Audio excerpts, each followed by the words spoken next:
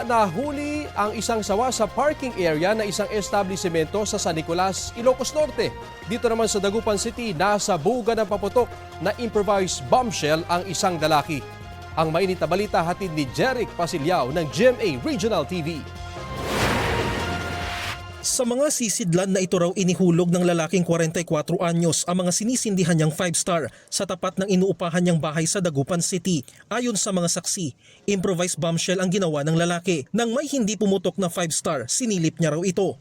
Nakita namin si kuya, nagpapaputok. Akala lang po namin nadulas siya. Yung po pala may tama na po pala siya nun. Sinilip niya pa po, bigla pong tumama sa kanya yung paputok dito.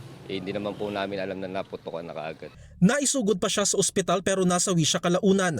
Madami siya kasing sinindihan na 5-star. Then yun yung nag-cause ng lacerated wound niya dito sa may occipital area. May kasama din kasing fracture, skull fracture. Siguro na siya, nabagok din. Siyang ika-18 biktima ng paputok na dinala sa Region 1 Medical Center mula December 20. Pinakabata sa kanila ang 8 taong gulang na lalaki sa San Fabian, Pangasinan na nasa boga ng boga noong December 30. Isang dambuhalang sawa ang nahuli sa parking area sa isang establishmento sa San Nicolas, Ilocos Norte.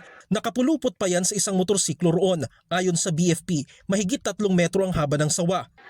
Una itong nakita sa ibabaw ng sasakyan at nang huhulihin, lumipat ito sa motorsiklo. Posible raw na naisakay ng sasakyan na nakapark doon ang sawa. Nasa kustodiya na ng BFP ang sawa at ito turn over sa Municipal Environment and Natural Resources Office.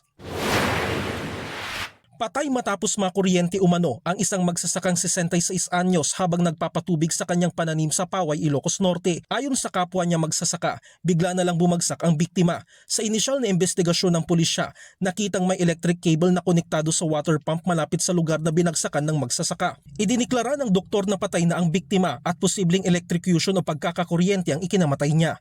Jeric Pasilyao ng GMA Regional TV nagbabalita para sa GMA Integrated News.